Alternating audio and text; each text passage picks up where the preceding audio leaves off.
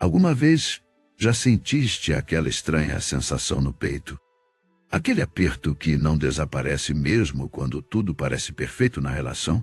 Conheces aquela vozinha interior que está a cutucar-te, tentando dizer algo que ainda não queres ouvir? Hoje vamos falar sobre algo que pode transformar completamente a tua vida amorosa. Não se trata de despejar um balde de água nos teus sonhos de amor, mas sim de ajudar-te a compreender quando é hora de confiar nos sinais que Deus te está mostrando. A paz interior como o primeiro sinal. Imagina que estás a conduzir um carro por uma estrada escura. As luzes estão acesas, mas há uma neblina densa que dificulta a tua visão. De repente, começas a sentir algo estranho no volante. Uma vibração diferente. O teu coração acelera um pouco e aquela sensação de que algo não está bem começa a dominar-te. É exatamente assim que Deus muitas vezes nos alerta através da nossa paz interior. Em Filipenses, ensino 47, a Bíblia nos revela algo valioso e a tranquilidade de Deus, que ultrapassa todo o entendimento. Guardará seus corações e mentes em Cristo Jesus. Essa serenidade não é apenas a ausência de conflitos externos. É muito mais profunda do que isso. É essa convicção interior, esse descanso da alma que permanece mesmo quando tudo ao seu redor parece estar em tumulto. Quando estamos em uma relação que não está de acordo com o plano de Deus, essa paz começa a escapar entre os dedos como água. No início, pode ser apenas uma inquietação leve. Essa sensação de que algo não está completamente alinhado. Você tenta ignorar, tenta racionalizar, mas ela continua lá, persistente, como uma pedrinha no sapato. Você conhece aquela sensação de peso no peito que não desaparece nem quando estão tendo um momento feliz juntos. Ou aquela ansiedade que surge sem motivo aparente quando pensa no futuro da relação. São formas pelas quais o Espírito Santo nos alerta. Uma amiga me contou uma vez que estava em uma relação que parecia perfeita em documento. O rapaz era seguidor da fé cristã, frequentava a igreja, tinha uma estrutura. Ela sentiu com perdão, ela sentiu com ela. Mas sempre que ela orava pela relação, sentia uma perturbação inexplicável. É apenas nervosismo, diziam suas amigas. Mas não era. Era o Espírito Santo falando através desse falta de tranquilidade. Paulo nos ensina em Colossenses 3:1 que devemos permitir que a paz de Cristo seja o juiz em nosso coração. A palavra juiz aqui é fundamental. Assim como um juiz em uma partida de futebol tem a autoridade para parar o jogo quando algo está errado, a paz de Deus tem a autoridade para nos alertar quando uma relação não está alinhada com seus propósitos. Mas como diferenciar essa falta de paz divina de um simples medo ou ansiedade natural? A resposta está na consistência e na fonte. O medo geralmente vem de experiências passadas, traumas ou inseguranças, enquanto a falta de paz que vem de Deus persiste. Mesmo quando lidamos com nossas inseguranças, mesmo quando tentamos racionalizar, mesmo quando tentamos lembrar, um quer construir sobre pedra, outro sobre areia.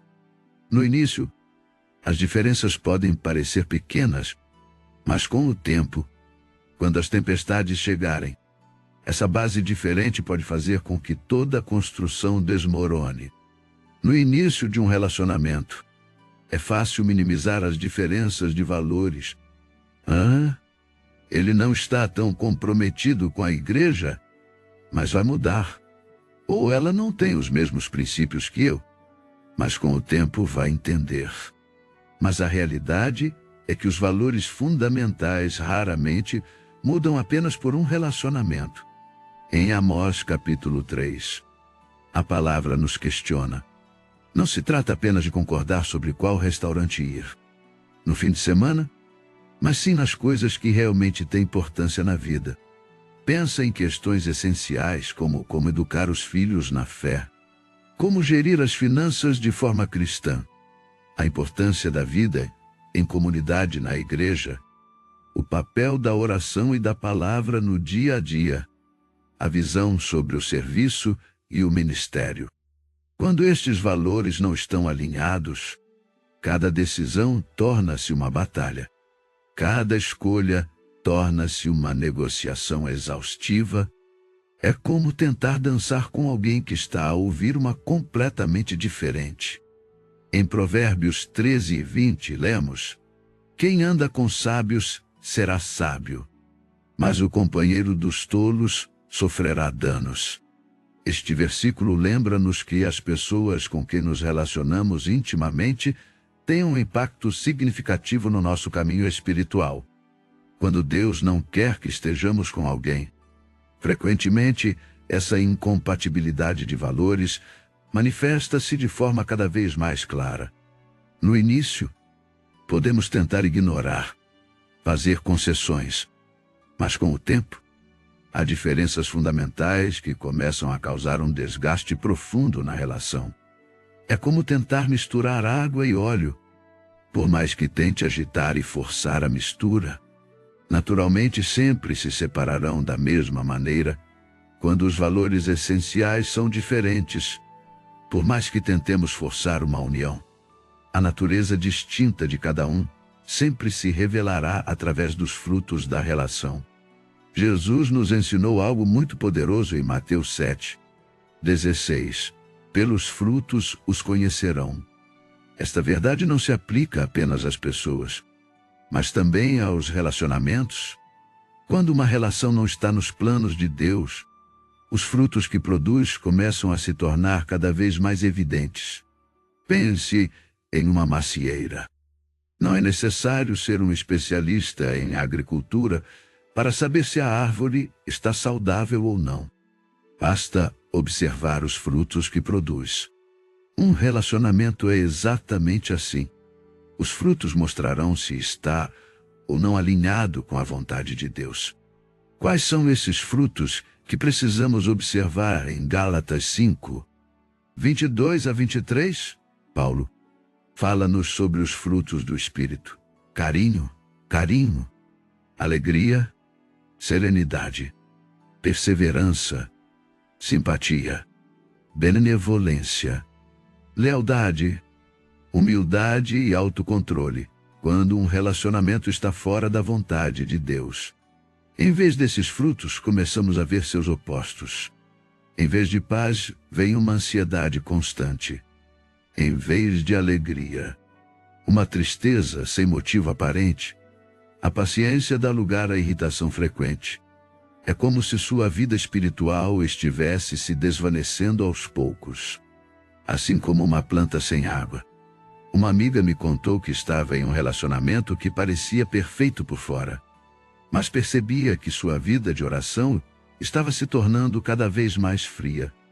Sua paixão por servir na igreja diminuía. O desejo de ler a palavra diminuía cada vez mais. Estes eram os frutos que esse relacionamento estava produzindo em sua vida. Em João 15, versículos 1 e 2, Jesus diz: eu sou a videira verdadeira, e meu pai é o agricultor. Toda a vara em mim que não dá fruto, ele a tira, e toda a que dá fruto, ele a limpa, para que dê mais fruto. Às vezes, Deus permite que vejamos-os. Encontramos uma das promessas mais poderosas da Bíblia. Pois eu conheço muito bem os planos que tenho para vocês, declara o Senhor. Planos de prosperidade e não de desgraça, para dar a vocês um futuro e uma esperança. Este versículo nos lembra que Deus tem um propósito específico para a nossa vida, mesmo na área amorosa. Quando um relacionamento não está alinhado com esse propósito divino, é como tentar seguir um GPS enquanto alguém no banco do passageiro insiste em te levar por outro caminho. Você sente esse conflito interno? essa sensação de que está se desviando da rota que Deus planejou para você. Pense comigo. Deus te deu habilidades, talentos, uma vocação específica. Ele plantou sonhos em seu coração, visões para o futuro, um propósito único que apenas você pode cumprir. Em Efésios 2, versículo 10, está escrito que somos criação de Deus, realizados em Cristo Jesus para boas obras, as quais Deus preparou de antemão para que as realizemos. Uma das maiores sinais de alerta em um relacionamento é ser. Quando começas a afastar-te desse intento, é quando percebes que os teus sonhos ministeriais começam a ficar em segundo plano, quando esse anseio de servir a Deus de uma forma específica vai sendo sufocado para agradar a outra pessoa em Filipenses 3. Para obter o prêmio do supremo chamado de Deus em Cristo Jesus, uma ligação na vontade de Deus não te empurra para trás nesta corrida. Pelo contrário, te impulsiona para a frente. Ajuda-te a correr melhor. A tua visão do reino se torna turva. Os teus dons espirituais são menos utilizados. O teu chamado parece cada vez mais distante.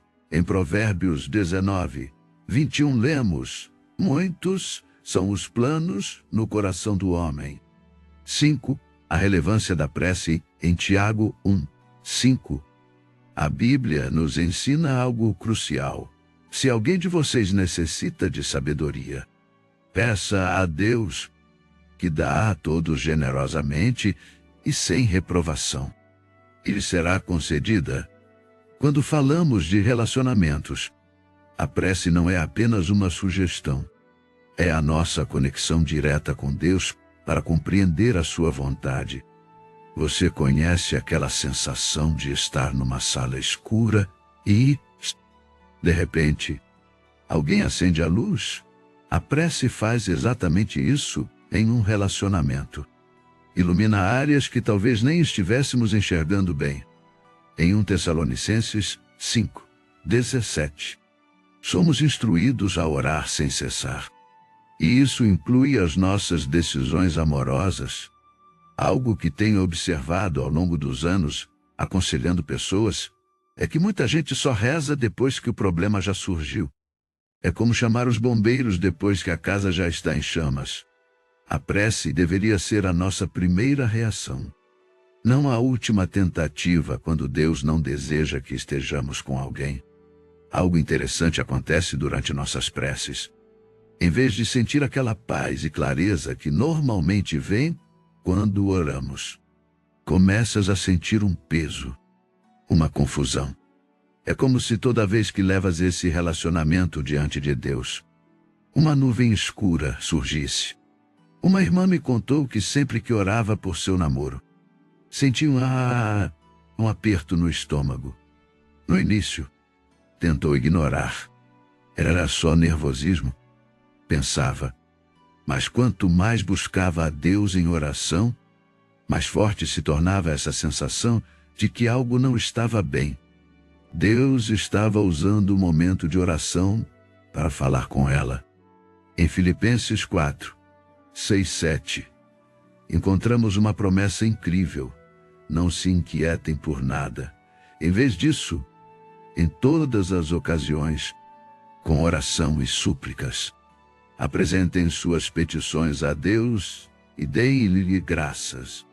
Quando oramos sobre um relacionamento, devemos estar atentos a como nos sentimos durante a oração. Que pensamentos vêm à nossa mente? Se há paz ou inquietação?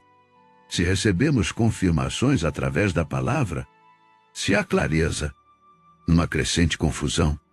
Em Romanos capítulo 122. Somos instruídos a não nos conformarmos com este mundo, mas a transformarmos-nos pela renovação da nossa mente. A oração é uma das principais ferramentas que Deus usa para renovar nossa mente e nos mostrar sua vontade perfeita, mesmo nas relações. Na vida em comunidade e nas relações em Eclesiastes capítulo 4, versículos 9 e 10. encontramos uma verdade valiosa. É melhor serem dois do que um, porque tem melhor recompensa pelo seu trabalho. Se um cair, o outro levanta o seu companheiro. Ai do que cai sozinho e não tem outro que o ajude a levantar. Quando falamos de relações, um dos maiores sinais de Deus é evidenciado pelo impacto que essa relação tem em nossa vida em comunidade.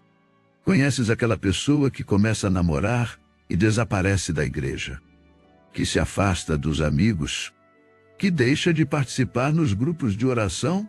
Em 1 João capítulo 1, versículo 7, está escrito: mas se andarmos na luz, como ele está na luz, temos comunhão uns com os outros.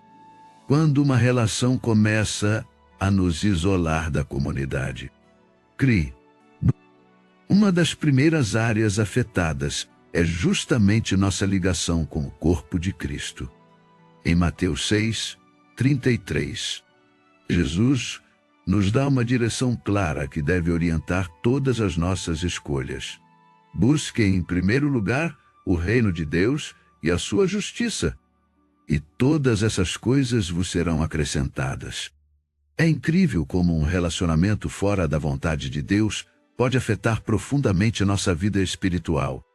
Mesmo que não o amemos inicialmente, pense comigo, sua vida espiritual é como um jardim que requer cuidados diários. Precisa de água, que é a palavra de Deus. Precisa de luz, que é a presença do Espírito Santo. Precisa de poda, que vem por meio da comunhão com outros crentes. Quando um relacionamento não está alinhado com os planos de Deus, é como se alguém começasse a colocar sal nesse jardim aos poucos. Não é que os relacionamentos sejam maus. Deus mesmo criou o casamento. Criou o amor romântico. Mas quando um relacionamento começa a competir com Deus pela primazia, há algo errado em nossa vida. Em Êxodo 23, o primeiro mandamento é claro: não terás outros seres superiores além de mim. Isso abrange os relacionamentos. Na verdade, uma relação abençoada por Deus te aproximará dele. Não te afastará. Fortalecerá a tua fé. Não a enfraquecerá. Em 1 Pedro 7,3, somos instruídos a viver de forma compreensiva na relação, para que nossas preces não sejam interrompidas.